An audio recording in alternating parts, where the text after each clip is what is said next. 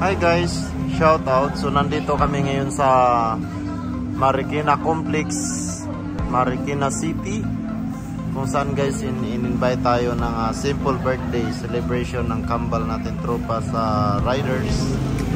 No guys, no. So ayun. Ito guys, yan yung nagbe-birthday ngayon, ito.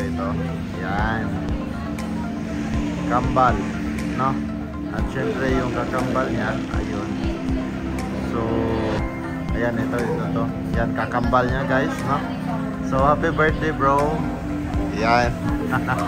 Ayan, kambal yan sila guys, no? So, naligaw kami dito guys, no? Actually, malayo-layo pa kami kasi Pasay. So, yun, yung tropa ko. Yan. Siya may dala dito sa akin at long rides, no? Ayun, so simpleng second time ng Team Layas, no? Team Riders, no? So, yun guys.